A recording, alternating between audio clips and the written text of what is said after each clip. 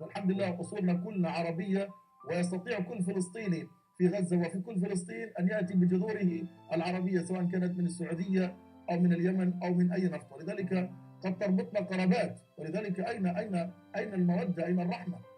أنا شخصيا نص عائلتي مصرية كلنا، ويمكن بيجي حوالي أكثر من 30 عائلة اسمها المصري. في أساسنا نص فلسطين، نص فلسطين يا إخواننا مصري ونص سعودي.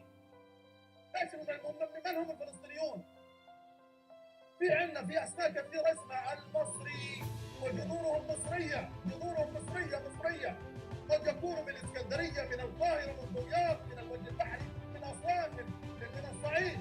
نحن مصريون، نحن عرب، نحن مسلمون، نحن منكم. Okay, I wanted to introduce you to a man by the name of Yasser Arafat. He was the chairman of the Palestinian Liberation Organization, otherwise known as the PLO. He actually won a Nobel Peace Prize, but before that, let me quote to you a few words that he said. He said, "Indeed, we are the owners of the land and the legal truth, the owners of the independent homeland and the independent state." And he's talking about Jerusalem back in September 2001. Now, this is a huge lie because he has convinced the international community that the land of Jerusalem belongs to them and not so much Israel. But history tells a different story because there's actually proof that that land of Israel has been inhabited by Israelis way before Palestinians were ever there. So let me just show you a few things of Yasser Arafat. Yasser Arafat was the chairman of the Palestinian Liberation Organization, and the PLO is responsible for many, many terrorist attacks. This is just a few listed on this website right here. They were responsible for the terrorist attack at the Munich Olympics in 1972, where 11 Israeli athletes and coaches were killed at Munich. And I find it interesting that it happened in September and 11 Israeli athletes and coaches were killed, showing the enemy was at work for sure, being a different type of 9/11. He received the Nobel Peace Prize, but at the same time, this was his definition of peace. I quote him, "Peace for us means the destruction of Israel," end quote. It baffles me that someone that's just a part of a terrorist organization as the PLO, where it's one attack after another, and receive a Nobel Peace Prize. That just blows my mind. Okay, moving on. So I want to take you back to right around the time where in 1947, 1948, what that land actually looked like. They claim that there were millions of people, Palestinians, living there, and yet this is what it actually looked like. This is a quote from Mark Twain in 1867, describing what that land looked like at the end of the 19th century.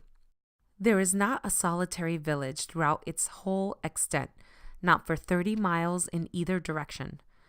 One may ride 10 miles hereabouts and not see 10 human beings. Nazareth is forlorn. Jericho lies a moldering ruin. Bethlehem and Bethany, in their poverty and humiliation, untenanted by any living creature. A desolate country whose soil is rich enough, but is given over wholly to weeds. A silent, mournful expanse, a desolation. We never saw a human being on the whole route, hardly a tree or a shrub anywhere. Even the olive tree and the cactus, those fast friends of a worthless soil, had almost deserted the country. Palestine sits in sackcloth and ashes, desolate and unlovely." Mark Twain, The Innocents Abroad in 1867. Now, I have a question.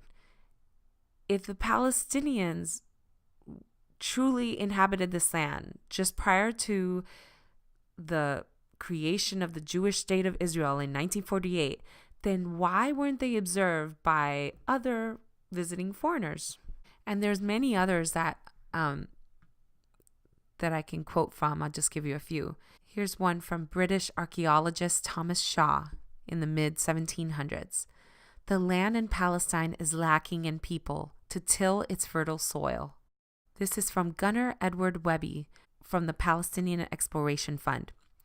In 1590, a simple English visitor to Jerusalem wrote, "Nothing there is to be seen but a little of the old walls which is yet remaining, and all the rest is grass, moss, and weeds, much like to a piece of rank or moist ground." James Finn, from the British consul in Jerusalem in 1857, said, "The country is in a considerable degree empty of inhabitants, and therefore its greatest need is of a body of population."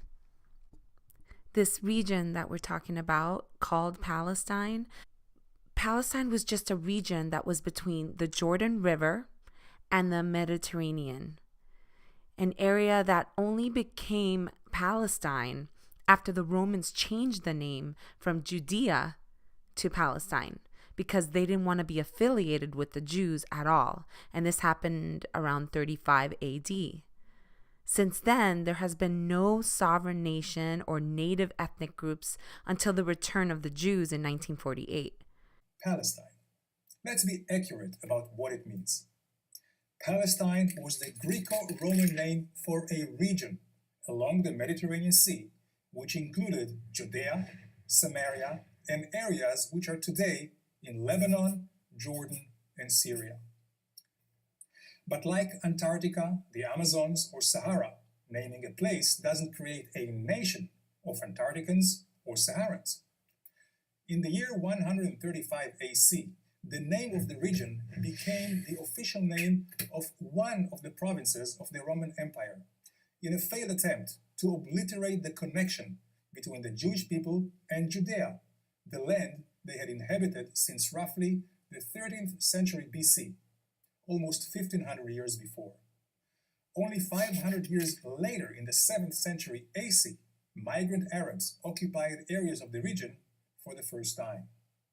But they never ever defined or created a state or country there. Think about it. Have you ever heard of a Palestinian ruler or of the Kingdom of Palestine? Can anyone honestly name one historical Palestinian figure from before the age of television? That's because, as a national entity, they never existed. I'll conclude with two quotes that I esteem from an Arab writer and journalist, and Joseph Farah. The name Palestine that Arabs today use for Palestine is not an Arabic name, but adopted and adapted from the Latin Palestina. How can an Arab people have a Western name instead of one in their own language?